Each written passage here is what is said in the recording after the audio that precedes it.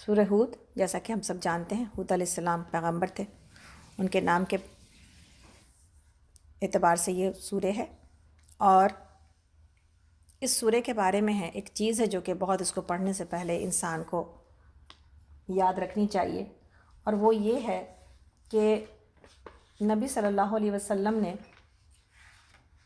کو ابوبکر صدیق رضی اللہ عنہ نے جب دیکھا تو یہ کہا کہ یا رسول اللہ، میں یہ دیکھتا ہوں کہ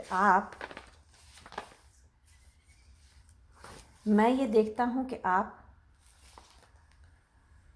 بوڑھے ہوتے جا رہے ہیں، اس کی کیا وجہ ہے؟ یعنی کچھ عمر کے آثار اب دکھائی دینے لگے تھے۔ جواب میں آپ نے کیا جواب دیا؟ آپ نے فرمایا سورہ ہود اور اس کی ہم مضمون صورتوں نے مجھے بوڑھا کر دیا ہے۔ سورہ ہود اور اس سے ملتی جلتی صورتوں نے مجھے بوڑھا کر دیا ہے۔ اور ایک حدیث میں ہے کہ مجھے سورہ ہود، سورہ واقعہ، سورہ امہ اور سورہ کویرت نے بوڑھا کر دیا ہے۔ تو اس سے اندازہ ہوتا ہے، اس سے کیا اندازہ ہوتا ہے؟ اس سے اندازہ ہوتا ہے کہ نبی صلی اللہ علیہ وسلم کے لیے وہ زمانہ کیسا سخت ہوگا۔ مکی سورہ ہے، آپ دیکھیں سورہ ہود مکی سورہ ہے نا۔ یہ زمانہ کیسا سخت ہوگا جب کہ ایک طرف کفار قریش جو ہے وہ اس دعوت کو رد کرنے کو چلنے کی کوشش میں لگے تھے، اور دوسری طرف اللہ تعالیٰ کی طرف سے یہ وارننگز، یہ تنبیہات نازل ہو رہی تھیں۔ تو ہم آگے چلیں گے انشاءاللہ تعالیٰ اذان کے بعد۔ انشاءاللہ اذان ہو رہے ہیں، ہمارے پاس ظہر کی نماز کا وقت ہے ہمارے پاس۔ چلتے ہیں اپنے پروگرام کی طرف، جیسا کہ ہم لوگ سورہ ہود پڑھ رہے ہیں۔ ہود کے بارے میں جو بات ہو رہی تھی کہ یہ اس سورہ سے نبی صلی اللہ علیہ وسلم کے اوپر اتنا اثر کیوں آیا، وجہ کیا تھی کہ آپ کی فکر نے آپ کو بوڑھا کر دیا۔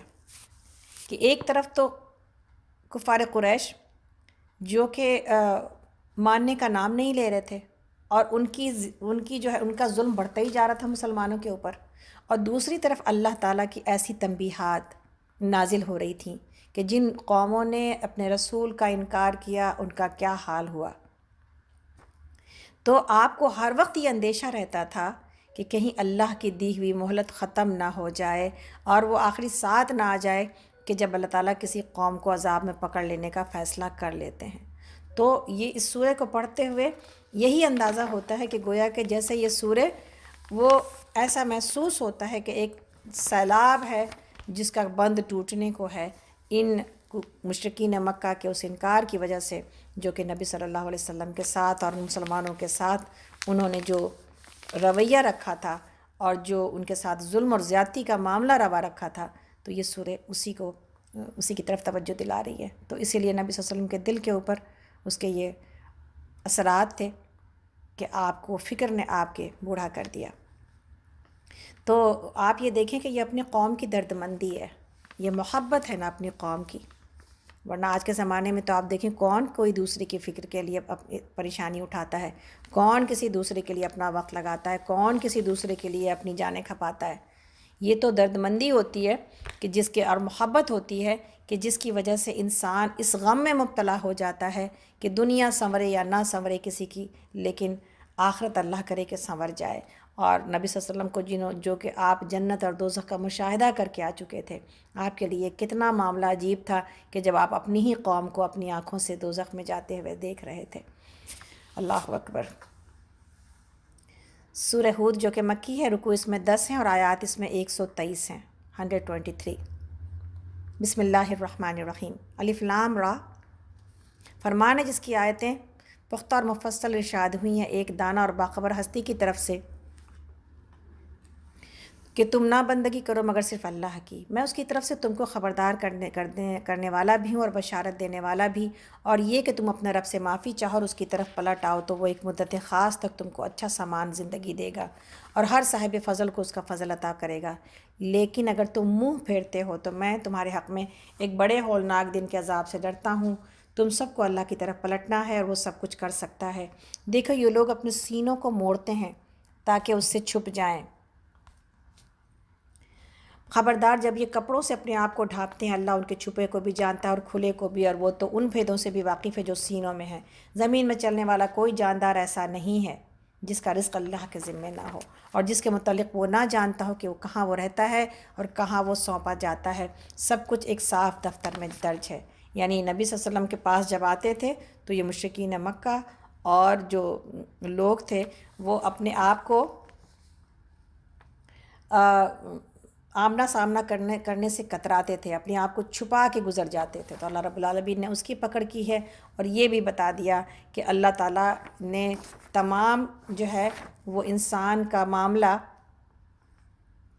کہ اللہ کا علم اتنا وسیع ہے کہ اللہ کو سب کچھ پتہ ہے، ایک ایک جاندار کے بارے میں، ایک ایک کیڑے کے بارے میں اللہ رب العالمین کو پتہ ہے، اور وہ اس کو رزق بھی پہنچاتا ہے۔ یعنی سارا کا سارا فائدہ دنیا کا دیکھا جائے تو کس کی بندگی میں، کھلا بھی وہی رہا ہے، تو پھر بندگی بھی اسی کی جانی چاہیے۔ اور اللہ تعالیٰ خوب جانتے ہیں کہ مستقر رہا کہ کہاں پہ کوئی انسان اپنا رہتا ہے، اور اس کی جائے قرار کون سی ہے، اور کہاں پر وہ سونپا جاتا ہے، یہ انسان کو نہیں پتہ۔ آگے مستقبل کا ہم کو پتہ ہے، بہت سارے لوگ جو مستقبل کے معاملے میں بہت ساری چیزوں کے بارے میں ہمیں کچھ پتہ نہیں ہوتا، اور اللہ تعالیٰ ہمیں کہاں سے کہاں پہنچا دیتے ہیں۔ بعض چیزیں ایسی لگتی ہیں کہ یا اللہ یہ بات تو کبھی ہم نے سوچی نہ سمجھی، لیکن اس کے باوجود انسان کبھی کہاں سے اٹھ کے کہاں چلا جاتا ہے، اور کہاں سے اٹھ کے کہاں چلا جاتا ہے۔ اسی گھر میں آنے کا معاملہ جو ہم دیکھیں تو ہم کو یہ لگتا ہے یا اللہ جو بات کبھی ہم نے سوچی اور نہ کبھی ہم نے جو ہے وہ اس کے بارے میں کبھی خیال کیا، تو اچانک یہ سارا معاملہ اللہ نے یہ گھر میری قسمت میں رکھا تھا، اور ایسا لگا جیسے ایک اس ہستی نے جیسے اٹھا کے جو چیز میری قسمت میں لکھی تھی نا اس تک پہنچا دیا، اتنی آسانی کے ساتھ اور اتنی جلدی یہ سارے فیصلے ہوئے کہ ہم کو آج تک اس گھر میں رہتے ہوئے یقین نہیں آتا کہ اللہ رب العالمین نے، جس کو ایک نظر آ کے ہم نے دیکھا تھا کہ شاید اگر ہم اس میں آ جائیں تو اس میں ذرا اللہ کے دین کے لیے کام کرنے کی بھی آسانی ہو جائے گی، بیسمنٹ بڑا ہے، ایک نیت تھی اللہ کے دین کے کام کے لیے، ورنہ ہم لوگوں کو تو اتنا بڑا گھر، بہت بڑا تو نہیں ہے یہ، لیکن اس سے بڑا ہے جس میں پہلے ہم رہتے تھے، اس میں کچھ تنگی آتی تھی، کچھ تکلیف ہوتی تھی، بس ایک خیال تھا۔ اور یہ سارا معاملہ جو لوگ میرے ارد گرد موجود ہیں وہ بھی یہی جانتے ہیں کہ یہ سب کچھ کیسے اتنی آسانی سے ہوا۔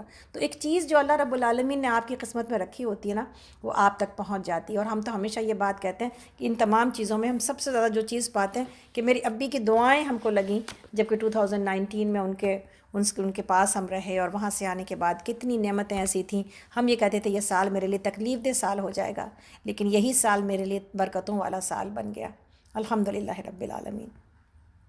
اور اگر آپ اللہ کے لیے نیت کریں نا تو پھر اللہ کی مدد آپ دیکھیں کہ کہاں سے آتی ہے، الحمدللہ رب العالمین۔ تو ہر کوئی حیران، اور ہم سب سے زیادہ حیران ہم خود ہیں کہ یہ معاملہ کیسے ہوا۔ تو جہاں دنیا میں بسیرا کرنے کے لیے اللہ نے آپ کے لیے کچھ چیزوں کو رکھا ہوتا ہے، وہیں پر میری جو زمین ہے جہاں پر میں سونپی جاؤں گی، جہاں پر آپ سونپے جائیں گے، جہاں پر ہم سب سونپے جائیں گے، کسی انسان کو پتہ نہیں ہوتا۔ ہمیں پتہ چلتا ہے کوئی پاکستان گیا تھا، کوئی انڈیا گیا تھا، اچانک طبیعت خراب ہوئی اور وہیں دفن ہو گیا، کوئی یہاں پہ آتا ہے کسی کو وزٹ کرنے کے لیے اور طبیعت خراب ہوتی ہے اور یہیں دفن ہو جاتا ہے۔ یہ سونپے جانے کی جگہ کسی کو نہیں پتہ۔ تو یہ جو ساری چیزیں ہیں یہ اللہ رب العالمین کو معلوم ہے، انسان کو اپنے کل کا نہیں پتہ، اپنی ایک گھڑی کا نہیں پتہ، کسی کو نہیں پتہ کہ ان تمام چیزوں میں ابھی دیکھیں جو سارے معاملات ہو رہے ہیں، کسی کو نہیں پتہ۔ اپنے جب جاننے والوں میں انسان کسی کی خبر سنتا ہے تو عجیب سی طبیعت میں ایک دعا آتی ہے کہ یا اللہ ہم سب کو بھی اس تکلیف اور اس بیماری سے بچا، اس کو بھی بچا اور ہم سب کو بھی بچا۔ کوئی جس کو جو بیماری میں مبتلا ہو گیا اس کو پتہ تھا کل تک کہ وہ اس میں مبتلا ہو جائے گا، لیکن یہ سب کچھ اللہ رب العالمین کے پاس ہے۔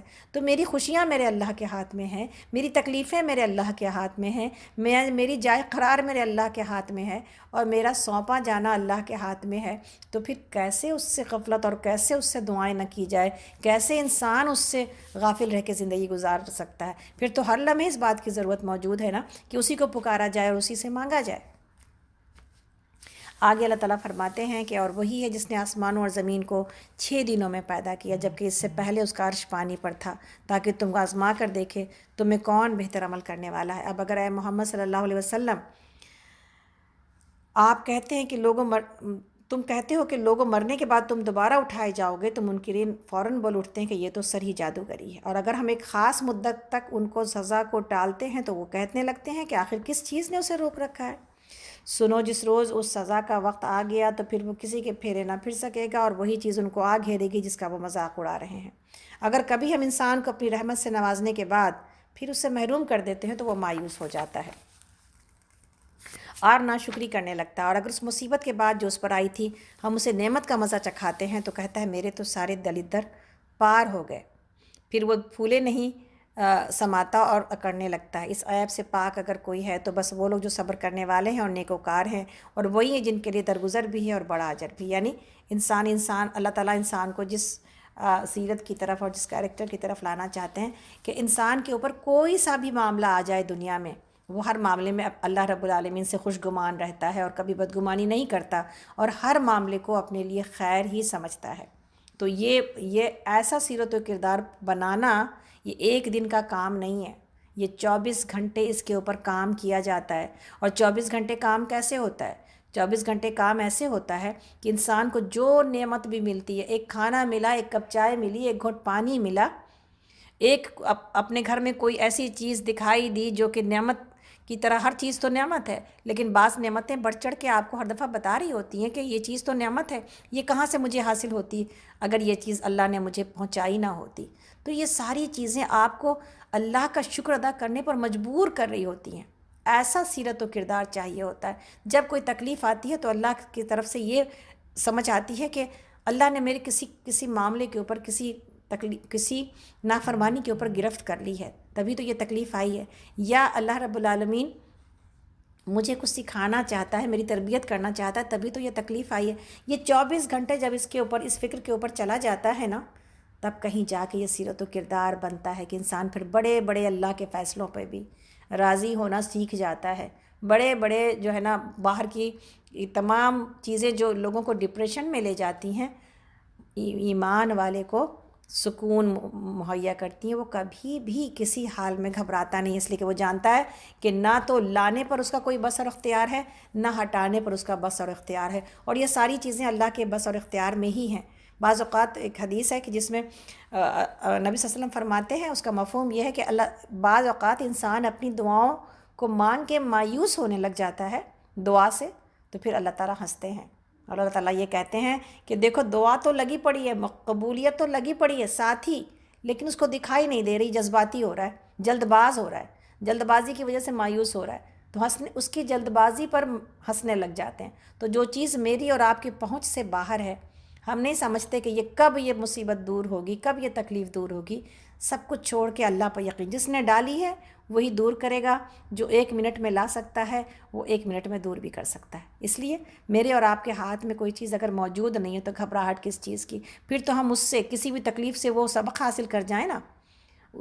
کوئی بھی تکلیف لائی جاتی ہے میری اور آپ کی ٹریننگ کے لیے، آپ کو اور ہم کو چونکانے کے لیے، اور آپ کو اور ہم کو الرٹ کرنے کے لیے، تو پھر ہم اس تکلیف سے وہ سیکھ جائیں جو اللہ رب العالمین سکھانا چاہتا ہے، تو وہی اس تکلیف کا فائدہ ہے۔ گھبراتے رہنے سے کچھ حاصل نہیں ہوتا انسان کو۔ تو آگے اللہ تعالیٰ فرماتے ہیں، ہم لوگ اس وقت آیت نمبر 12 پر ہیں سورہ ہود میں، کہ اے پیغمبر صلی اللہ علیہ وسلم کہیں ایسا نہ ہو کہ آپ ان چیزوں میں سے کسی چیز کو بیان کرنے سے چھوڑ دیجئے جو آپ کی طرف وحی کی جا رہی ہے، اور اس بات پر دل تنگ ہوگے کہ وہ کہیں گے کہ اس شخص پر کوئی خزانہ کیوں نہ اتارا گیا، یا یہ کہ اس کے ساتھ کوئی فرشتہ کیوں نہ آیا۔ آپ تو محض خبردار کرنے والے ہیں، آگے ہر چیز کا حوالہ دار اللہ ہے۔ کیا یہ کہتے ہیں کہ پیغمبر نے یہ کتاب خود گڑھ لی ہے؟ کہو اچھا یہ بات ہے تو اس جیسی گڑھی ہوئی 10 صورتیں تم بنا لاؤ، اور اللہ کے سوا اور جو تمہارے معبود ہیں ان کو مدد کے لیے بلا سکتے ہو تو بلا لو، اگر تم انہیں معبود سمجھتے ہو اور سچے ہو۔ اب اگر وہ تمہارے معبود تمہاری مدد کو نہیں پہنچتے تو جان لو کہ یہ اللہ کے علم سے نازل ہوئی ہیں، اور یہ کہ اللہ کے سوا کوئی حقیقی معبود نہیں ہے۔ پھر کیا تم اس امر حق کے آگے سر تسلیم خم کرتے ہو؟ سورہ بقرہ میں 1 آیت کے بارے میں بات تھی، سورہ یونس میں 1 سورت کے بارے میں بات تھی، اور سورہ ہود میں 10 صورتوں کا چیلنج ہے کہ کچھ بھی اللہ کے جیسی 1 آیت ہی بنا کے لے آؤ، پھر یہ کہو کہ اس نبی نے خود ہی بنا لیا ہے۔ یہ انسانی کلام ہے ہی نہیں، تم خود اس بات کی گواہی دیتے ہو کہ یہ انسانی کلام نہیں ہے، تو پھر اسے انسان کی طرف کیوں جو ہے نا وہ انسان کی طرف کیوں اس کو منسوب کیا جاتا ہے؟ یہ تو اللہ کا کلام ہے۔ اللہ تعالیٰ کہتے ہیں، ہم لوگ اس وقت آیت نمبر 15 پر ہیں سورہ ہود میں، کہ جو لوگ بس اسی دنیا کی زندگی اور اس کی خوشنمائیوں کے طالب ہوتے ہیں، ان کی کارگزاری کا سارا پھل ہم یہیں ان کو دے دیتے ہیں، اور اس میں ان کے ساتھ کوئی کمی نہیں کی جاتی۔ اگر وہ آخرت میں ایسے لوگوں کے آگے کے لیے آگ کے سوا کچھ نہیں ہے، وہاں معلوم ہو جائے گا کہ جو کچھ انہوں نے دنیا میں بنایا وہ سب ملیا میٹ ہو گیا، اور اب ان کا سارا کیا دھرا محض باطل ہے۔ دنیا داروں کو بھی ایک فائدہ دنیا میں دے دیتے ہیں اللہ تعالیٰ ان کی محنتوں کا۔ اگر ایمان کے بغیر کوئی انسان دنیا میں کچھ فائدے کا کام کر جاتا ہے تو اس کو فائدہ مل جاتا ہے، تو یہ دنیا میں اس کا فائدہ، آخرت میں اس کو کچھ نہیں ملے گا۔ تو اللہ کے پاس کوئی بے انصافی نہیں ہے کہ کسی کو اس کی محنت کا اجر نہ دیا جائے۔ آگے اللہ تعالیٰ فرماتے ہیں، ہم لوگ اس وقت آیت نمبر 17 پر ہیں، 17 پر، پارہ نمبر 12 ہے، اور سورہ ہود۔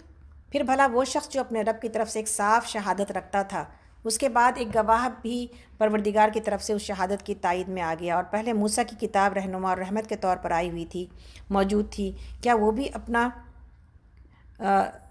وہ بھی دنیا پرستوں کی طرح اس سے انکار کر سکتا ہے؟ ایسے لوگ تو اس پر ایمان ہی لائیں گے، اور انسانی گروہوں میں سے جو کوئی اس کا انکار کرے تو اس کے لیے جس جگہ کا وعدہ ہے وہ دوزخ ہے۔ بس اے نبی صلی اللہ علیہ وسلم، آپ اس چیز کی طرف سے کسی شک میں نہ پڑیے، یہ حق ہے آپ کے رب کی طرف سے، مگر اکثر لوگ نہیں مانتے۔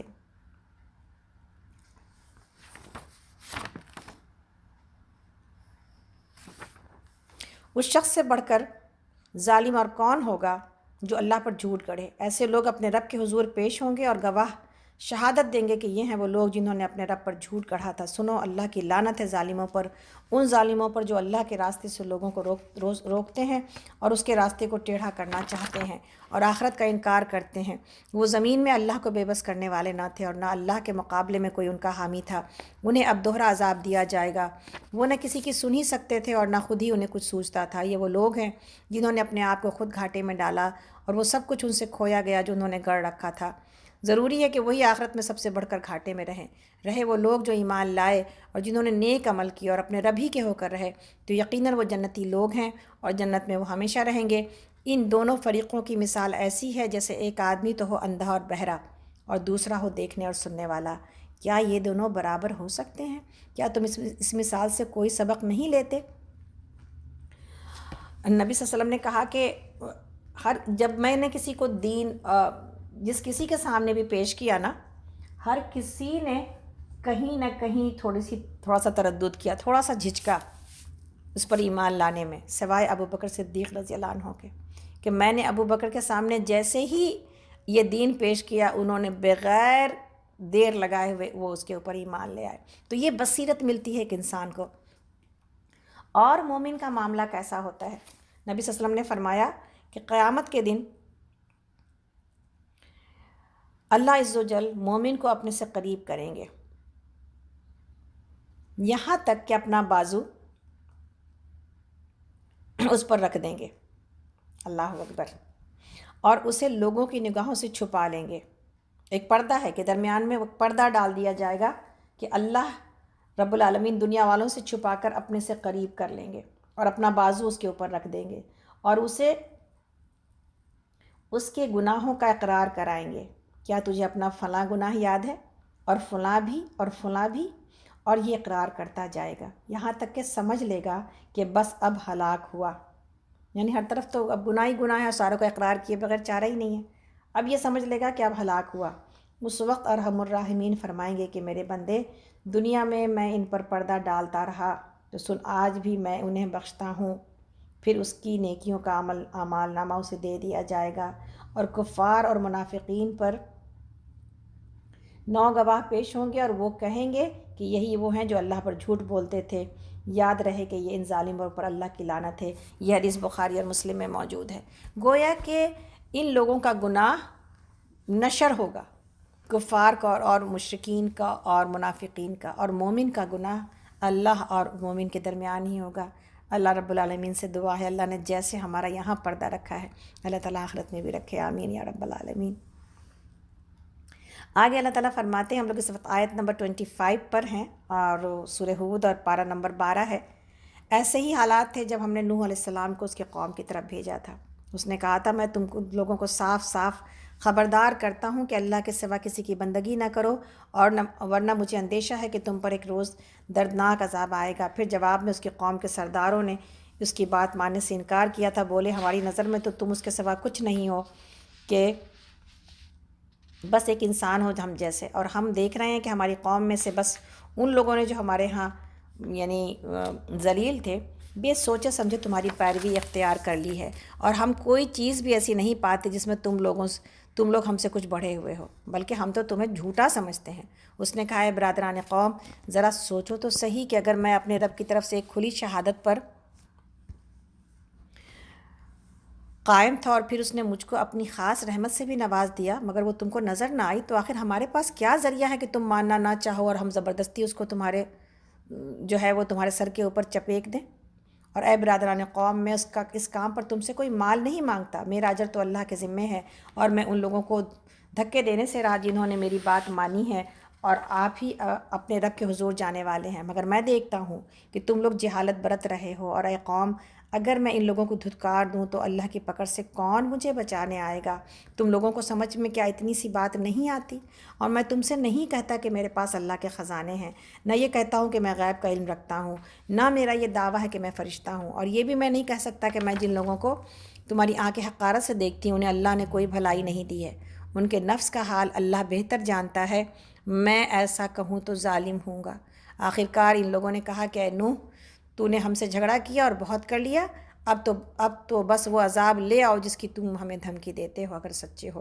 نوح علیہ السلام نے جواب دیا، وہ تو اللہ ہی لائے گا اگر لائے گا، اور تم اتنا بلبوتا نہیں رکھتے کہ اسے روک لو۔ اب اگر میں تمہاری کچھ خیر خواہی کرنا بھی چاہوں تو میری خیر خواہی تمہیں کچھ فائدہ نہیں دے سکتی، جبکہ اللہ ہی نے تمہیں بھٹکا دینے کا ارادہ کر لیا ہو، وہی تمہارا رب ہے اور اسی کی طرف تمہیں پلٹنا ہے۔ اے محمد صلی اللہ علیہ وسلم، کیا یہ لوگ کہتے ہیں کہ اس شخص نے یہ سب کچھ خود گڑھ لیا ہے؟ ان سے کہو، اگر میں نے یہ خود گڑھا ہے تو مجھ پر اپنی جرم کی ذمہ داری ہے، اور جو جرم تم کر رہے ہو اس کی ذمہ داری سے میں بری ہوں۔ نوح علیہ السلام پر وحی کی گئی کہ تمہاری قوم میں سے جو لوگ ایمان لا چکے ہیں بس وہ لا چکے، اب کوئی ماننے والا نہیں ہے، ان کے کرتوتوں پر غم کھانا چھوڑو اور ہماری نگرانی میں ہماری وحی کے مطابق ایک کشتی بنانی شروع کر دو، اور دیکھو جن لوگوں نے ظلم کیا ہے ان کے حق میں مجھ سے کوئی سفارش نہ کرنا، یہ سارے کے سارے اب ڈوبنے والے ہیں۔ نوح کشتی بنا رہے تھے اور ان کی قوم کے سرداروں میں سے جو کوئی ان کے پاس سے گزرتا تھا وہ ان کا مذاق اڑاتا تھا۔ انہوں نے کہا، اگر تم ہم پر ہنستے ہو تو ہم بھی تم پر ہنس رہے ہیں، عنقریب تمہیں خود معلوم ہو جائے گا کہ کس پر وہ عذاب آتا ہے جو اسے رسوا کر دے گا، اور کس پر وہ بلا ٹوٹ پڑتی ہے جو ٹالے نہ ٹالے گی۔ یہاں تک کہ جب ہمارا حکم آ گیا اور تنور ابل پڑا تو ہم نے کہا، ہر قسم کے جانوروں کا ایک جوڑا کشتی میں رکھ لو، اپنے گھر والوں کو بھی اور سوائے ان اشخاص کے جن کی نشاندہی پہلے کی جا چکی ہے، اس میں سوار کرا دو، اور ان لوگوں کو بھی بٹھا لو جو ایمان لائے ہیں۔ اور تھوڑے ہی لوگ تھے جو نوح علیہ السلام کے ساتھ ایمان لائے تھے۔ نوح علیہ السلام نے کہا، سوار ہو جاؤ، اس میں اللہ ہی کے نام سے ہے، اس کا چلنا بھی اور اس کا ٹھہرنا بھی، میرا رب بڑا غفور و رحیم ہے۔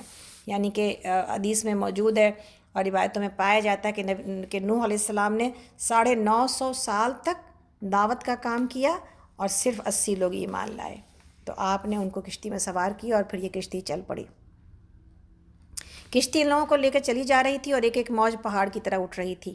نوح علیہ السلام کا بیٹا دور فاصلے پر تھا، تو نوح علیہ السلام نے پکار کر کہا کہ بیٹا ہمارے ساتھ ہو جا، کافروں کے ساتھ نہ رہ۔ اس نے پلٹ کر جواب دیا، میں ابھی ایک پہاڑ پر چڑھا جاتا ہوں جو مجھے پانی سے بچا لے گا۔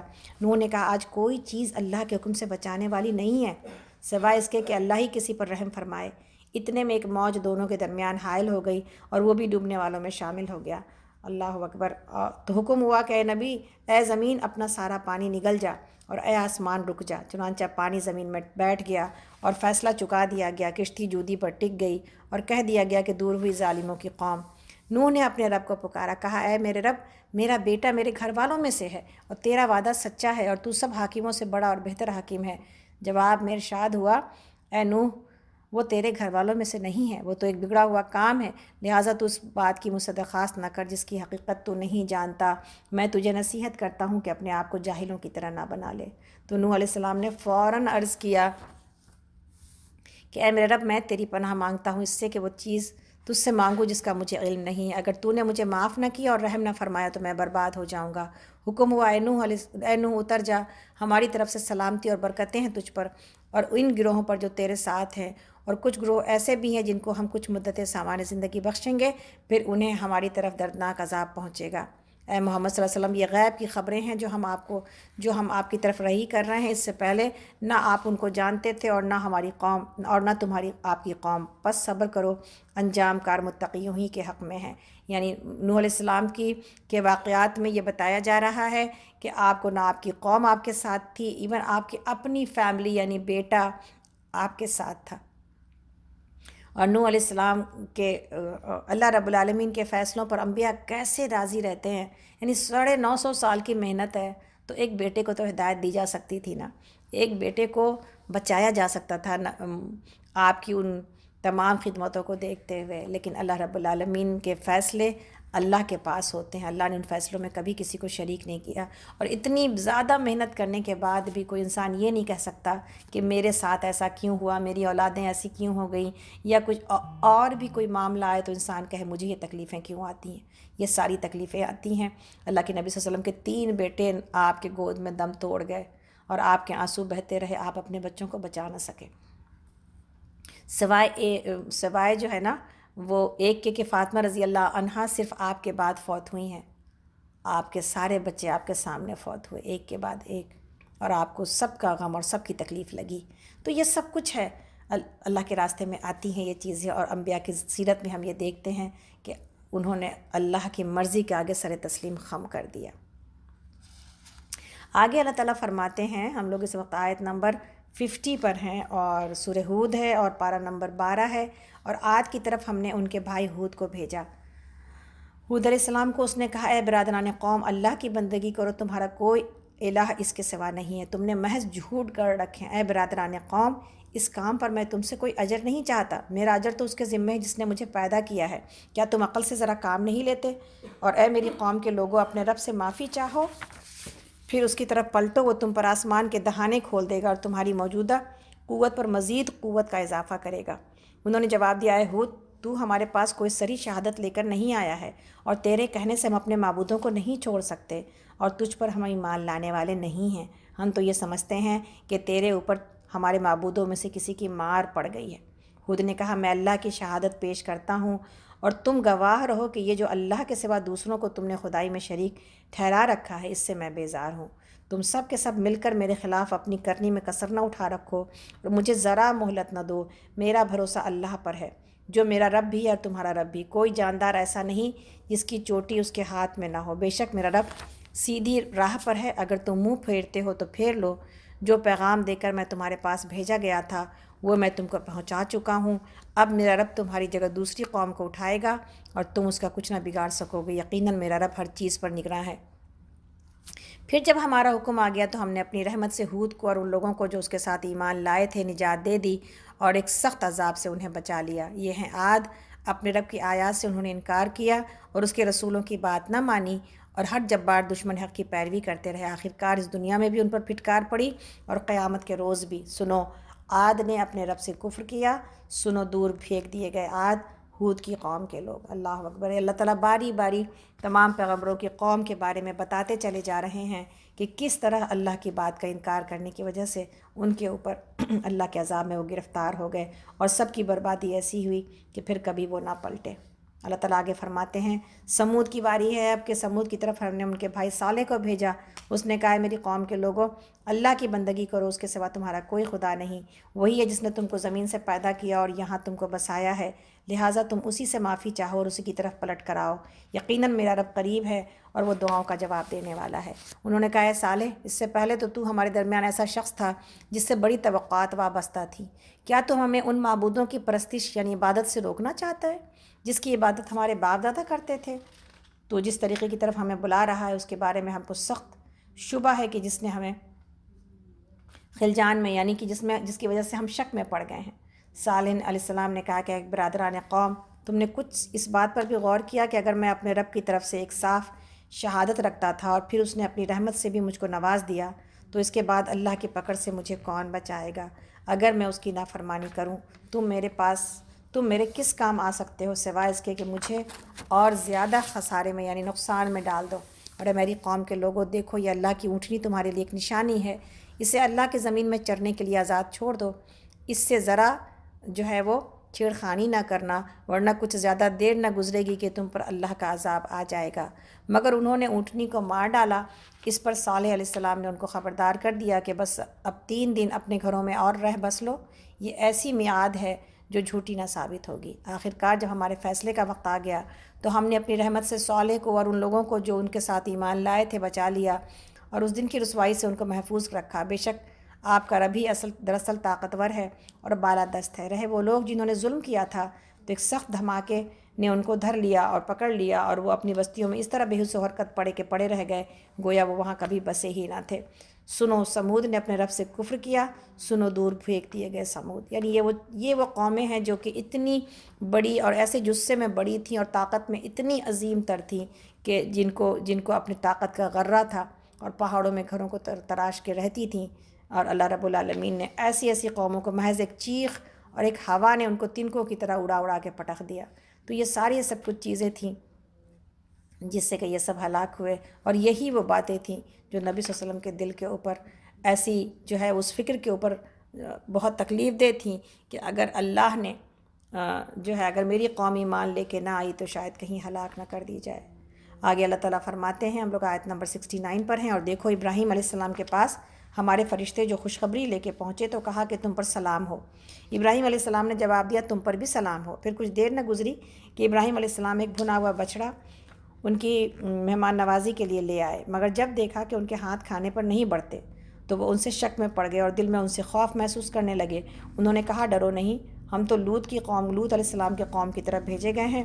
ابراہیم علیہ السلام کی بیوی بھی کھڑی ہوئی تھی، وہ یہ سن کر ہنس دی۔ پھر ہم نے اس کو اسحاق کی اور اسحاق کے بعد یعقوب علیہ السلام کی خوشخبری دی۔ وہ بولیں کہ ہائے میری کمبختی، کیا اب میرے ہاں اولاد ہوگی جبکہ میں بڑھیا پھونس ہو گئی ہوں اور یہ میرے میاں بھی بوڑھے ہو چکے ہیں؟ یہ تو بڑی عجیب بات ہے۔ فرشتوں نے کہا، اللہ کے حکم پر تعجب کرتی ہیں؟ ابراہیم کے گھر والوں، آپ لوگوں پر تو اللہ کی رحمت اور اس کی برکتیں ہیں، یقیناً اللہ نہایت قابل تعریف اور بڑی شان والا ہے۔ پھر جب ابراہیم کی گھبراہٹ دور ہو گئی اور اولاد کی بشارت سے ان کا دل خوش ہو گیا تو انہوں نے قوم لوط کے معاملے میں ہم سے جھگڑا شروع کیا۔ حقیقت میں ابراہیم علیہ السلام بڑے حلیم اور نرم دل انسان تھے اور ہر حال میں ہماری طرف رجوع کرنے والے تھے۔ آخرکار ہمارے فرشتوں نے ان سے کہا کہ اے ابراہیم، اس سے باز آ جائیے، آپ کے رب کا حکم ہو چکا ہے، اب ان پر وہ عذاب آ کر رہے گا جو کسی کے پھیرے نہیں پھر سکتا۔ اور جب ہمارے فرشتے لوط علیہ السلام کے پاس پہنچے تو ان کی آمد سے وہ بہت گھبرائے اور دل تنگ ہوئے اور کہنے لگے کہ آج بڑی مصیبت کا دن ہے۔ ان مہمانوں کا آنا تھا کہ اس کے قوم کے لوگ بے اختیار اس کے گھر کی طرف دوڑ پڑے۔ پہلے سے وہ ایسی ہی بدکاریوں کے خوگر تھے، یعنی کہ اسی کے عادی تھے۔ لوط علیہ السلام نے ان سے کہا، بھائیو، یہ میری بیٹیاں موجود ہیں، یہ تمہارے لیے پاکیزہ تر ہیں، کچھ اللہ کا خوف کرو اور میرے مہمانوں کے معاملے میں مجھے ذلیل نہ کرو، کیا تم میں کوئی بھلا آدمی نہیں؟ انہوں نے جواب دیا، تجھے تو معلوم ہی ہے کہ تیری بیٹیوں میں ہمارا کوئی حصہ نہیں ہے، اور تو یہ بھی جانتا ہے کہ ہم چاہتے کیا ہیں۔ لوط علیہ السلام نے کہا، کاش میرے پاس اتنی طاقت ہوتی کہ تمہیں سیدھا کر دیتا، یا کوئی مضبوط سہارا ہی ہوتا کہ اس کی پناہ لیتا۔ تب فرشتوں نے اس سے کہا کہ اے لوط، ہم تیرے رب کے بھیجے ہوئے فرشتے ہیں، یہ لوگ تیرا کچھ نہ بگاڑ سکیں گے، بس آپ کچھ رات رہے اپنے اہل و عیال کو لے کر نکل جائیے اور دیکھیے کہ آپ میں سے کوئی شخص پیچھے پلٹ کر نہ دیکھے، مگر آپ کی بیوی ساتھ نہیں جائے گی، کیونکہ اس پر بھی وہی کچھ گزرنے والا ہے جو ان لوگوں پر گزرنا ہے۔ ان کی تباہی کے لیے صبح کا وقت مقرر ہے، صبح ہونے میں اب دیر ہی کتنی ہے۔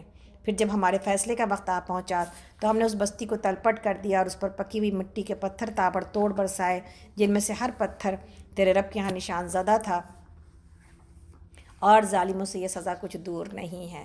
تو گویا کہ لوط علیہ السلام کی قوم جو کہ مشہور ہے کہ وہ مردوں کی سے لذت حاصل کرتی تھی، اللہ رب العالمین نے اس عمل کے اوپر شدید پتھراؤ کیا اس قوم کے اوپر۔ اور ہود علیہ السلام کا یہ کہنا کہ میری بیٹیاں موجود ہیں، اس کا یہ مطلب نہیں ہے کہ نعوذ باللہ انہوں نے بدکاری کے لیے اپنی بیٹیوں کو پیش کر دیا، بلکہ یہ کہنا مقصود تھا کہ تم مردوں میں اپنی لذت کیوں تلاش کرتے ہو؟ اللہ نے ایک حلال طریقہ عورتوں کے ذریعے رکھا ہے نا تمہارے لیے، تو تم اس میں حاصل کرو کہ قوم کی بیٹیاں ہیں تمہارے لیے، تم مردوں کی فکر میں کیوں مبتلا ہو؟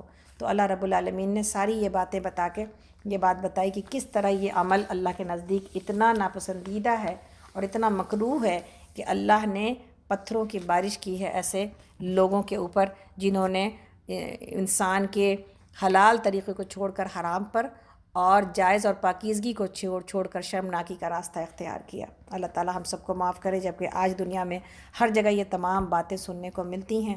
اللہ تعالی ہماری اولادوں کو اور ہماری نسلوں کو بچائے کہ ایسی ناپاکی کی طرف ہم میں سے کوئی بھی جو ہے نا اس کا تصور بھی انسان کو تکلیف پہنچاتا ہے۔ اللہ تعالی ہم سب کو معاف کرے کہ ہم وہ کام نہ کر سکے جو کام کس امت کو کرنے کا تھا، جس کی وجہ سے دنیا میں یہ جو ہے یہ طریقے رائج ہو گئے۔ اللہ تعالیٰ آگے فرماتے ہیں، اور مدین والوں کی طرف ہم نے ان کے بھائی شعیب کو بھیجا۔ اس نے کہا، اے میری قوم کے لوگوں، اللہ کی بندگی کرو اور اس کے سوا تمہارا کوئی الہ نہیں ہے، اور ناپ تول میں کمی نہ کیا کرو۔ آج میں تم کو اچھے حال میں دیکھ رہا ہوں، مگر مجھے ڈر ہے کہ کل تم پر ایسا دن آئے گا جس کا عذاب سب کو گھیر لے گا۔ اور اے برادران قوم، ٹھیک ٹھیک انصاف کے ساتھ پورا ناپو اور تولو، اور لوگوں کو ان کی چیزوں میں گھاٹا نہ دیا کرو، اور زمین میں فساد نہ پھیلاتے پھرو۔ اللہ کی دی ہوئی بچت تمہارے لیے بہتر ہے اگر تم مومن ہو، اور ہر حال میں تمہارے اوپر کوئی اور بہرحال میں تمہارے اوپر کوئی نگران کار نہیں ہوں۔ انہوں نے جواب دیا، اے شعیب، کیا تیری نماز تجھے یہ سکھاتی ہے کہ ہم ان سارے معبودوں کو چھوڑ دیں جن کی عبادت ہمارے باپ دادا کرتے تھے، یا یہ کہ ہم کو اپنے مال میں اپنے مرضی کے مطابق خرچ کرنے کا اختیار نہ ہو؟ بس تو ہی ایک عالی ظرف اور راست باز آدمی رہ گیا ہے۔ شعیب نے کہا، بھائیو، تم خود ہی سوچو، اگر میں اپنے رب کی طرف سے ایک کھلی شہادت پر تھا اور پھر اس نے اپنے ہاں سے مجھ کو اچھا رزق بھی عطا کیا، تو اس کے بعد میں تمہاری گمراہیوں اور حرام خوریوں میں تمہارا شریک حال کیسے ہو سکتا ہوں؟ اور میں ہرگز نہیں چاہتا کہ جن باتوں سے میں تم کو روکتا ہوں اس کا خود ارتکاب کروں، میں خود کروں۔ میں تو اصلاح کرنا چاہتا ہوں جہاں تک بھی میرا بس چلے، اور یہ جو کچھ میں کرنا چاہتا ہوں اس کا سارا دار و مدار اللہ کی توفیق پر ہے۔ اسی پر میں نے بھروسہ کیا اور ہر معاملے میں اسی کی طرف رجوع کرتا ہوں۔ اور اے برادران قوم، میرے خلاف تمہاری ہٹ دھرمی کہیں یہ نوبت نہ پہنچا دے کہ آخرکار تم پر بھی وہی عذاب آ کر رہے جو نوح یا ہود یا صالح علیہ السلام کے قوم پر آیا تھا، اور لوط کی قوم تو تم سے کچھ زیادہ دور بھی نہیں ہے۔ دیکھو، اپنے رب سے معافی مانگو اور اس کی طرف پلٹ آؤ، بے شک میرا رب رحیم ہے اور اپنی مخلوق سے محبت کرتا ہے۔ انہوں نے جواب دیا، اے شعیب، تیری بہت سی باتیں تو ہماری سمجھ میں نہیں آتی، اور ہم دیکھتے ہیں کہ تو ہمارے درمیان ایک بے زور آدمی ہے۔ تیری برادری نہ ہوتی تو ہم کبھی کا تجھے سنسار کر چکے ہوتے۔ تیرا بلبوتا تو اتنا نہیں ہے کہ تو ہم پر بھاری ہو۔ شعیب علیہ السلام نے کہا، بھائیو، کیا میری برادری تم پر اللہ سے زیادہ بھاری ہے کہ تم نے برادری کا تو خوف کیا اور اللہ کو بالکل پس پشت ڈال دیا؟ جان رکھو کہ جو کچھ تم کر رہے ہو وہ اللہ کی گرفت سے باہر نہیں ہے۔ اے میری قوم کے لوگوں، تم اپنے طریقے پر کام کیے چلے جاؤ اور میں اپنے طریقے پر کرتا رہوں گا۔ جلد ہی تمہیں معلوم ہو جائے گا کہ کس پر ذلت کا عذاب آتا ہے اور کون جھوٹا ہے۔ تم بھی انتظار کرو اور میں بھی تمہارے ساتھ انتظار کرتا ہوں۔ آخرکار جب ہمارے فیصلے کا وقت آ گیا تو ہم نے اپنی رحمت سے شعیب اور اس کے ساتھی مومنوں کو بچا لیا، اور جن لوگوں نے ظلم کیا تھا ان کو ایک سخت دھماکے نے ایسا پکڑا کہ وہ اپنی بستیوں میں بے حس اور حرکت پڑے کے پڑے رہ گئے، گویا وہ کبھی وہاں رہے بسے ہی نہ تھے۔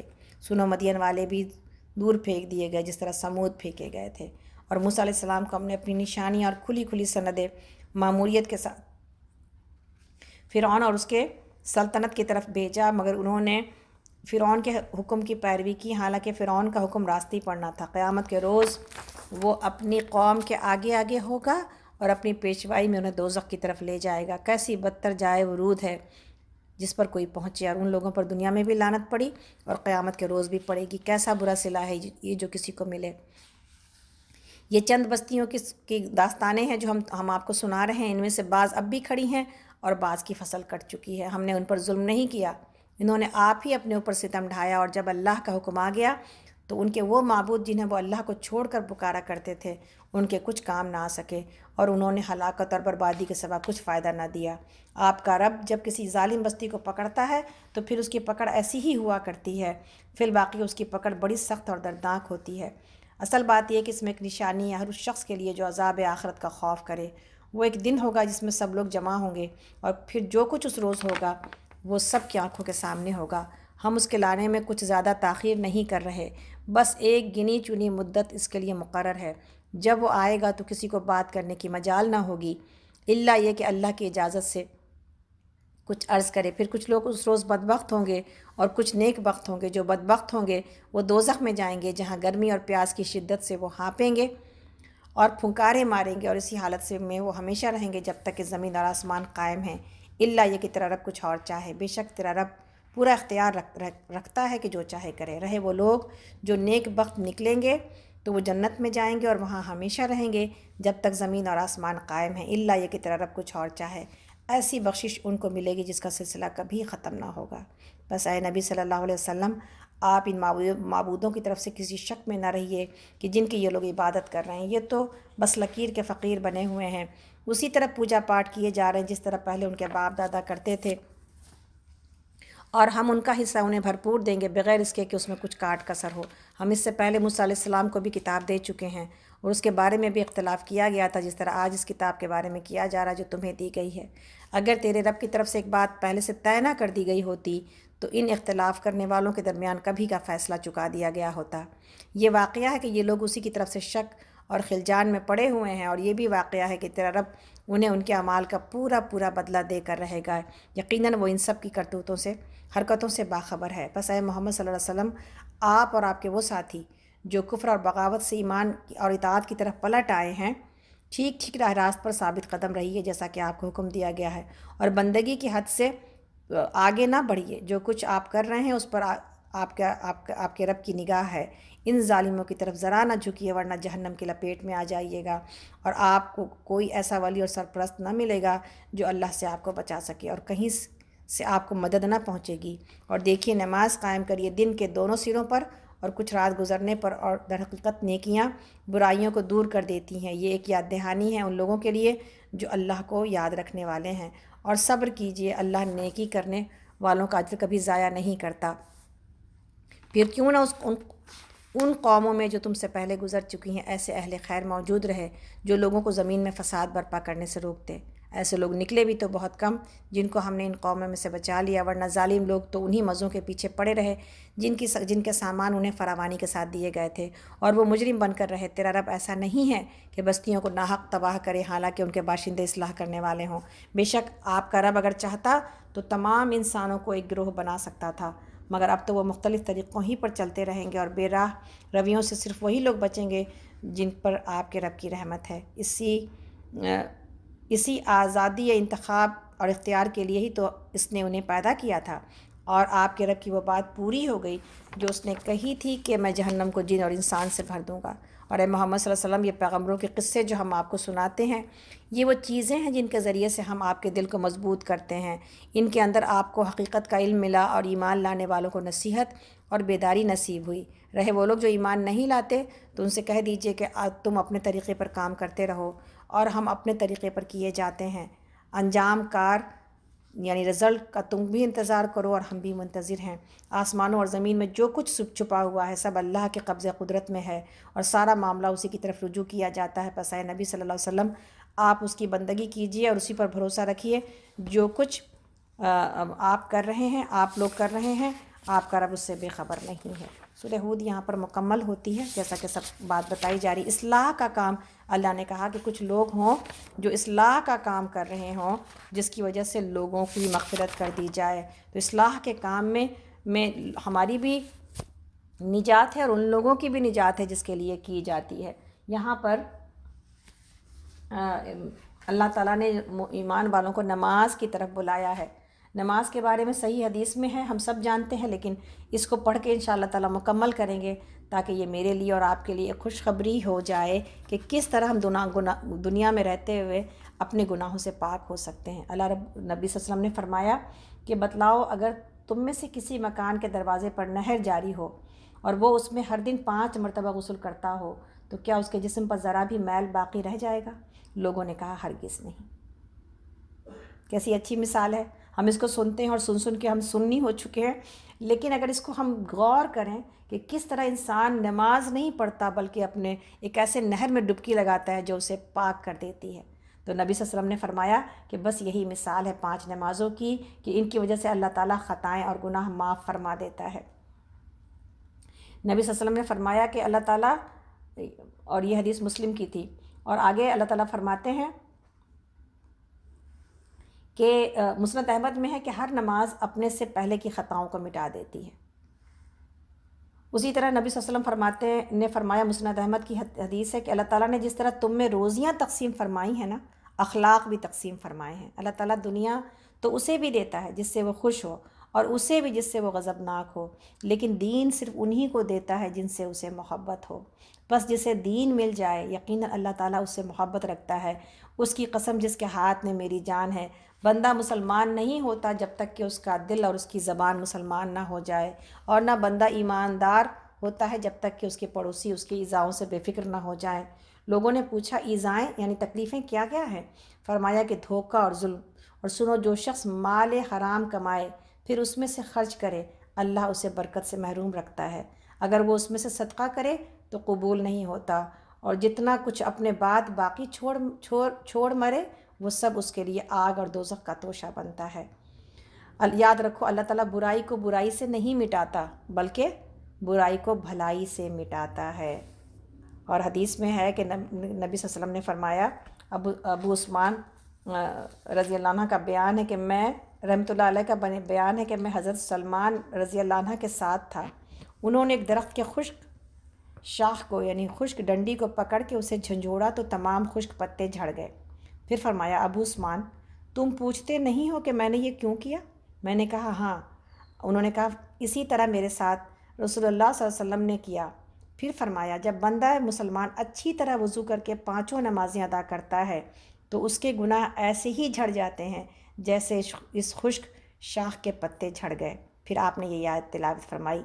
اور مسند احمد میں ہے کہ نبی صلی اللہ علیہ وسلم نے فرمایا کہ برائی اگر کوئی ہو جائے تو اس کے پیچھے نیکی کر لو کہ وہ اسے مٹا دے گی، اور لوگوں سے خوش اخلاقی سے ملا کرو۔ اور ایک اور حدیث میں ہے کہ جب تجھ سے کوئی گناہ ہو جائے تو اس کے پیچھے ہی نیکی کر لیا کرو تاکہ یہ اسے مٹا دے۔ تو میں نے کہا کہ یا رسول اللہ، کیا لا الہ الا اللہ پڑھنا بھی نیکی ہے؟ تو آپ نے فرمایا وہ تو بہترین اور افضل نیکی ہے۔ تو یہ ساری چیزیں ہمیں اور آپ کو کیا بتاتی ہیں کہ یہ سارے اعمال ایسے بہترین ہیں جس کی طرف ہمارا دل راغب نہیں ہوتا۔ یہ ہمیں دنیا میں پاک صاف کر کے اللہ کے پاس ایسے لے جانے والے عمل ہیں۔ ایون وضو سے گناہ جھڑنے شروع ہو جاتے ہیں، پھر نماز انسان کو پوری طرح پاک صاف کر دیتی ہے۔ جب کبھی گناہ ہو جائے تو انسان صدقہ کر کے، ذکر کر کے اور نماز پڑھ کے اپنے اس گناہ کو مٹا دے۔ یقین جانیں اتنی چیزیں اللہ کی رحمت کی موجود ہیں کہ ایک بندہ مومن اگر اس کی فکر رکھے تو باوجود اس کے کہ ہم کمزور ہیں، باوجود اس کے کہ ہم ویسے نہیں جیسے کہ ہمیں ہونا چاہیے، اس کے باوجود بہت ساری رحمتوں کے ایسے دروازے کھلے ہیں کہ جن کے ذریعے ہم اپنے آپ کو پاک صاف کر سکتے ہیں، اللہ کے نزدیک ایسی اس حال میں لے جا سکتے ہیں انشاءاللہ تعالیٰ کہ اللہ ہم سے راضی اور ہم اپنے انجام پر خوش ہوں۔ تو آئیے پھر آج اسی دعا کے ساتھ کہ اللہ تعالیٰ ہمیں ہماری نمازیں، ہمارا ذکر اور ہمارے دن اور رات بدل دیں۔ اللہ کرے کہ ہم اپنے تمام گناہ انہی اعمال کے ذریعے اور اخلاص کے ساتھ اور خوبصورتی کے ساتھ کرتے ہوئے اپنے گناہوں سے اپنے آپ کو ہلکا کرتے چلے جائیں۔ اور آئیے کہ ہم یہ سیکھیں جیسا کہ سورہ یونس میں ہم نے کہا آیت نمبر 57-58 جو کہ آج کے آیت آف دا ڈے بھی ہے، کہ ہم اس قرآن کو جمع کریں اپنی زندگی میں انشاءاللہ تعالیٰ، اور اسی سے اپنے ہر تکلیف اور ہر رنج کا علاج پائیں، اور یہ دعا کریں کہ اللہم جل قرآن نور صدری و جلا حزنی و ذہاب غمی و ہمی انشاءاللہ تعالیٰ۔ اسی دعا کے ساتھ کہ اللہ تعالیٰ اس قرآن کو ہمارے لیے ہر تکلیف اور ہر غم سے نجات کا ذریعہ بنا دے یا رب العالمین، اور ہماری ہر تکلیف کو اس سے دور کر دے یا اللہ۔ اس قرآن کو ہمارے سینے کا نور بنا دے یا اللہ۔ یا رب العالمین ہمیں اس کی تلاوت کی بھی توفیق عطا کر یا اللہ، ہمیں اسے یاد کرنے کی بھی توفیق عطا کر یا اللہ۔ یا اللہ ہمیں اس پر عمل کرنے کی بھی توفیق عطا کر یا اللہ۔ یا اللہ اس قرآن کے مہینے میں داخل ہونے لگے ہیں، رمضان کے مہینے میں یا اللہ، یا اللہ اسے زیادہ سے زیادہ تلاوت کرنے والا اور زیادہ سے زیادہ اس کے ساتھ وقت گزارنے والا بنا دیجیے یا اللہ۔ یا اللہ ہمیں دن کے بھی حصوں میں اور رات کے بھی حصوں میں ہمیں اس کی تلاوت کرنے کی توفیق عطا کیجیے یا رب العالمین۔ یا اللہ جو پڑھا ہے اس پر عمل کرنے کی توفیق عطا کیجیے یا اللہ۔ جتنے لوگ آئے ہیں اے اللہ سبھوں کو کے اس آنے کو اور اس وقت کو قبول کرتے ہوئے ان کی تمام گناہوں کو معاف کر دیجیے اللہ، ہمارے تمام گناہوں کو معاف کر دیجیے یا اللہ۔ ہم آپ سے جنت الفردوس طلب کرتے ہیں یا اللہ، ہم آپ سے یہ توفیق مانگتے ہیں یا اللہ، ہمیں رمضان میں بھی پہنچائیے اور ہمیں شب قدر کی بھی توفیق اور اللہ خوش نصیبی عطا کیجیے کہ ہم 83 ایئرس کی عبادت اور 83 سال کی عبادت اس رات کو جاگ کر یا اللہ حاصل کر پائیں یا اللہ۔ ہمیں شب قدر کے جاگنے والوں میں اور اور شب قدر کی راتوں میں اپنے گناہوں پر توبہ کرنے والوں میں اللہ ہمارا نام بھی لکھ لیجیے یا اللہ۔ یا اللہ اس مصیبت اور اس تکلیف اور اس بیماری سے یا اللہ اپنی رحمتوں کے مہینوں میں ہم سب کو بچا کے رکھے یا اللہ۔ یا اللہ انسانیت کے اوپر سے اس تکلیف کو اٹھا لیجیے یا اللہ۔ یا اللہ ہم میں سے جو کوئی بھی بیمار ہیں، عائشہ کے بھائی عارف بھائی اور طلعت، اور کل ہی ہم کو پتہ چلا کوئی ایک بچی جو کہ اوک بروک میں رہتی تھی، وہ عنایہ، وہ بھی مسلمان بچی، اس کو بھی اس بیماری نے چھو دیا۔ کہیں پر بھی کسی کو اگر اس بیماری نے چھوا ہے یا اللہ، ہر ایک کو یا اللہ شفائے کاملہ عاجلہ کے ساتھ یا اللہ، صرف مسلمان ہی نہیں بلکہ ہر وہ انسان جو اس تکلیف میں ہے یا اللہ، صرف وہی لوگ نہیں جن کو ہم پہچانتے ہیں بلکہ وہ بھی یا اللہ جن کو ہم نہیں پہچانتے یا اللہ، صرف ہمارا ہی بیٹا ڈاکٹر نہیں حفاظت سے رہے بلکہ ان تمام ماؤں کے بچے جو اس وقت اس تکلیف میں اور اس بیماری میں اے اللہ، جو اس بیماری سے لڑ رہے ہیں، جو لوگوں کے لیے اپنی جانوں کو خطرے میں ڈال رہے ہیں یا اللہ۔ یا اللہ ان سب کی حفاظت کیجیے، ان نرسز کی جو اس وقت اس طرح دن رات محنت کر رہی ہیں یا اللہ، یہ سب انسانیت کے لیے جو محنتیں کر رہے ہیں اللہ، ان کو قبول کر لیجیے۔ جو بے ہدایت ہیں ان کو ہدایت عطا کر دیجیے یا اللہ، جو ہدایت پر ہیں ان کو اپنے طرف سے یا اللہ اخلاص عطا کر دیجیے یا رب العالمین۔ اللہ ہم میں سے کسی کو موت نہ آئے مگر اس حال میں کہ آپ ہم سے راضی ہوں یا اللہ، ہم میں سے کسی کو موت نہ آئے مگر اس حال میں کہ آپ ہم سے راضی ہوں یا اللہ۔ سورہ ہود اور سورہ یونس کی آیتیں پڑھ کر اے اللہ ہمارے دل بھی ہلے ہیں یا اللہ، ایسا نہ ہو کہ ہم اپنے کسی عمل کی وجہ سے آپ کے کسی غضب میں گرفتار ہو جائیں یا اللہ۔ ہم اپنے تمام گناہوں سے اور اپنے تمام نافرمانیوں سے یا اللہ توبہ کرتے ہیں یا اللہ۔ یا اللہ ہمیں نمازیں پڑھنے کی توفیق عطا کر دیجیے یا اللہ، ہمیں تلاوت قرآن کی توفیق عطا کر دیجیے، اور یا اللہ ہمیں ایسا بنا دیجیے جیسا آپ ہمیں دیکھنا چاہتے ہیں یا اللہ۔ ہماری اولادوں کو اس دین سے محبت عطا کر دیجیے یا اللہ، ان کی زندگیوں کو بھی قرآن سے قریب کر دیجیے یا اللہ۔ یا اللہ ہم سب کو علماء کی صحبت اور نیک اور صالحین کی صحبت عطا کیجیے یا اللہ۔ یا اللہ ہمارے بچوں کو بھی بہترین دوست اور بہترین ساتھی عطا کیجیے یا اللہ۔ یا اللہ بہترین پاکیزہ زندگی عطا کیجیے یا اللہ۔ ہماری نسلوں میں سے بھی ایسی اولادیں نکالیے یا اللہ جو اس دین کا کام کرنے والی ہوں یا اللہ۔ یا اللہ جس کسی کو آپ نے اپنے دین کے لیے چن لیا یا اللہ، وہ سب سے خوش نصیب ہے یا اللہ۔ ان خوش نصیبوں میں ہمارا نام بھی لکھ لیجیے یا اللہ، اور ہماری اولادوں کا بھی، ہماری نسلوں کا بھی، اس امت کا بھی یا اللہ۔ ہر ایک کے یا اللہ اس امت کے اندر میں سے ایسے لوگ نکالیے جو کہ اس کلمے کو بلند کرنے والے ہوں یا رب العالمین اے اللہ، اور ہر ایک کی ٹوٹی پھوٹی کوششوں کو قبول کر لیجیے یا رب العالمین۔ جہاں کہیں لوگ تکلیف اور مصیبت میں ہیں اور ظلم میں ہیں اے اللہ، تمام کے تکلیف اور مصیبت کو دور کیجیے یا اللہ۔ جو بھی بیمار ہیں سبوں کو شفائے کاملہ عاجلہ سے نواز دیجیے، اور ہر ایک کی تکلیف کو راحتوں میں تبدیل کر دیجیے یا رب العالمین اے اللہ۔ ہم سب سے راضی ہو جائیے یا اللہ۔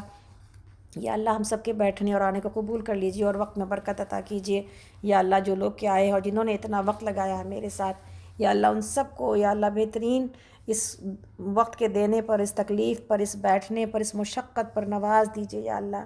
یا اللہ ہم سب کو نواز دیجیے یا اللہ۔ یا اللہ ہم سب سے راضی ہو جائیے یا اللہ۔ یا اللہ جو مانگ لیا وہ بھی عطا کر دیجیے، جو نہ مانگ سکے وہ بھی عطا کر دیجیے اللہ۔ ہم آپ سے آپ کی تمام رحمتوں کو آواز دیتے ہیں یا اللہ۔ یا اللہ، یا اللہ ہم سب کے والدین کو بخش دیجیے، تمام مومن مومنات کو بخش دیجیے، اور ہر اس شخص کو بخش دیجیے جو آپ کے پاس جا چکا ہے یا غفور الرحیم۔ یا اللہ ہم سب سے راضی ہو جائیے اور ہمیں موت نہ آئے مگر اس حال میں کہ آپ ہم سے راضی ہوں یا ربی۔ ہمیں موت نہ آئے مگر اس حال میں کہ آپ ہم سے راضی ہوں یا غفور الرحیم۔ ہمیں موت نہ آئے مگر اس حال میں کہ ہماری زبانوں پر کلمہ لا الہ الا اللہ۔ ربنا تقبل منا انک انت السمیع العلیم وتب علینا انک انت التواب الرحیم۔ ربی اجعلنی مقیم الصلاۃ ومن ذریتی ربنا وتقبل دعاء ربنا اغفر لی ولوالدی وللمؤمنین یوم یقوم الحساب۔ اللہم اغفر لنا، اللہم اغفر لحینا ومیتنا وشاہدنا وغائبنا وصغیرنا وکبیرنا وذکرنا وانثانا۔ اللہم من احییتہ منا فاحیہ علی الاسلام ومن توفیتہ منا فتوفہ علی الایمان۔ آمین یا رب العالمین۔ سبحان ربک رب العزۃ عما یصفون وسلام علی المرسلین والحمد للہ رب العالمین۔ سبحان ربک رب العزۃ عما یصفون والحمد للہ رب العالمین۔ یا حی یا قیوم برحمتک استغیث، یا حی یا قیوم برحمتک استغیث، یا حی یا قیوم برحمتک استغیث۔ آمین یا رب العالمین، آمین یا رب العالمین۔ اب تمام لوگ جو کہ فیس بک پر ہیں، وہ تمام لوگ جو کہ اسکائپ پر ہیں، وہ تمام لوگ جو کہ فون پر ہیں، اللہ تعالیٰ سب سے راضی ہو جائے اور اللہ تعالیٰ سب کو توفیق دے کہ ہم اسی طرح قرآن کو چلتے ہوئے ایک دوسرے کے ساتھ مکمل کر سکیں انشاءاللہ تعالیٰ، اور ہمیں استقامت عطا کرے اللہ رب العالمین انشاءاللہ تعالیٰ۔ آپ سب سے پھر کل ملاقات ہوتی ہے، اپنی خاص دعاؤں میں یاد رکھیں۔ السلام علیکم ورحمۃ اللہ وبرکاتہ۔